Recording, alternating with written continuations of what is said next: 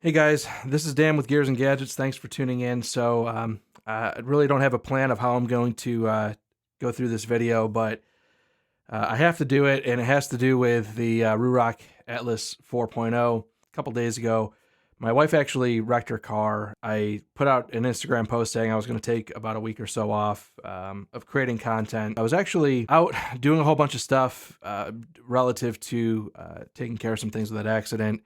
And I get this email saying from Ruroc, Gears and Gadgets, check out his video reviewing the Atlas 4.0. We were actually out doing some furniture shopping because doctor's order, she has to sleep sitting up for the next couple days. We were out doing some furniture shopping, and I get home and I start looking through comments on YouTube, and people are like, of course this guy's sold out. Now, as soon as I saw that, everything just kind of triggered back. I go back and look at that email, and nowhere in here does it say anything about me being independent from Ruroc. Matter of fact, looking at this, I'm like, there is no world where anybody is going to believe that I'm not somehow being paid from Ruroc. It just says, Gears and Gadgets checked out our brand new Atlas 4.0. He tells us his thoughts, compares it to his current Shoei, and lets us know which one he'll be riding with.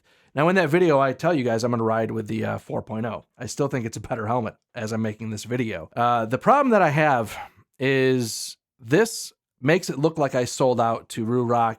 I have never been paid by Ruroc. As a matter of fact, I made it very clear to them that I would not be interested in any sponsorships. When the 3.0 came out, which was this one down here, I cut it in half. I laughed at it. That cheek pad is garbage. I still stand by all of what I said about the 3.0. I thought it was a really bad helmet. Well, they reached out to me, the CEO particularly, about that, and we had some dialogue. The reason why I even engaged with that CEO was I've started to just become very self-aware of what I would consider to be like a cancerous environment on YouTube, social media in general. If something can be spoken about negatively, it will. And if it gains traction, it just, negativity begets negativity. I realized, like, look, if I'm going to contribute to negativity, if there is a potential positive narrative to contribute to the same thing, I owe it to myself and my viewers to be open-minded enough to come back and revisit those things. Through those conversations, I made it very clear to Ruroc, I'm not interested in being sponsored by the brand until there's a product that I feel like I could put my name behind. I felt like we were getting there with the 4.0, and honestly, I can still tell you that I think the 4.0 is a great helmet. I'm not here to tell you it's not. So getting back to this email today that comes out, you could look at this as a viewer and say, well, so what? The brand gave you a shout out. Good look. You know, that's awesome. You get that free exposure. It's not free. It's using my credibility. Basically, it's selling me out without paying me is the way that I view it. Now, in recent conversations, the only snippets that I'll share here, which are really specific to this email, this is where I'm really upset. I'm also asking our web guys if we can put your review front and center on the homepage. Might give you a bit more exposure in general as well. You know, what my response to that was, yeah, honestly, I sort of feel like Ruroc directly promoting my content just makes people believe it less. I think the magic is within the creator or content creator circles somewhere. His response, fair. Yeah, fair enough. You're right. Right before recording this video, I was having a conversation with another creator who will remain nameless. I've just kind of reached out and said, man, am I overreacting being this angry about this email? And anybody I've spoken to has not said that I'm overreacting. Matter of fact, thinks that I was assessing this completely right, where I was sold out without being paid. And if you guys think that I'm angry about this because I wasn't paid, you've got me wrong. I've always viewed my currency on this platform is my reputation. So when another company leverages that reputation in a situation where I had nothing to gain from it other than a free $500 helmet that I didn't need because I had 3 perfectly fine Shoeis prior to that, that's when the manipulation thing comes into play. And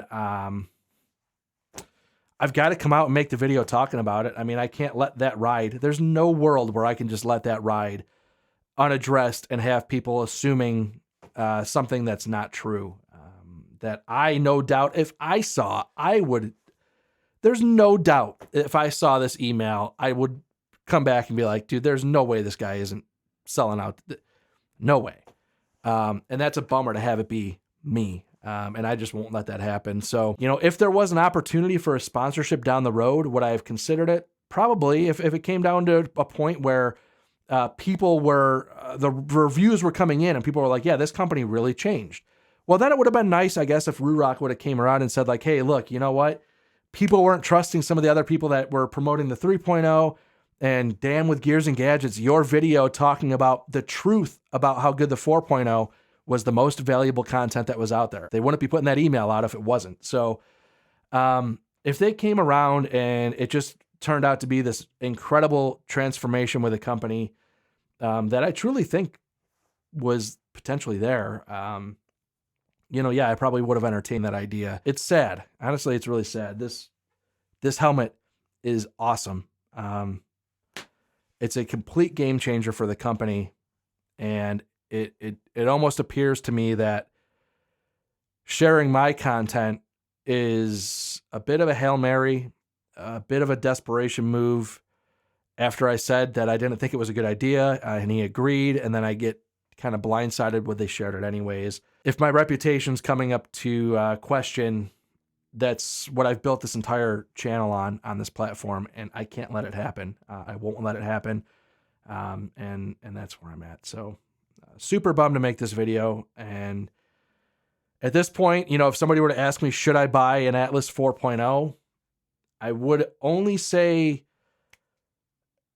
based on what I'm personally assessing with the company and what seems to be a little bit of chaos,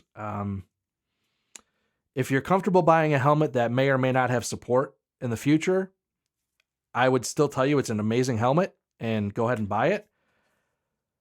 That's about as far as my endorsement today would go. So I'm going to let that content sit as it is for now. If anything changes, as I did with the 4.0, I'll come back and share that narrative. But what a roller coaster ride. I was not really anticipating having to make a video like this. It's confusing to me, very confusing. So that's it. I'm going to go back and be with the wife and child and spend some time with the family. I may now extend the time away from YouTube into next weekend, barring any what I consider to be damage control or whatever the case may be that I need to do around this situation that I don't feel like I created myself. I'm probably going to take about a week off here.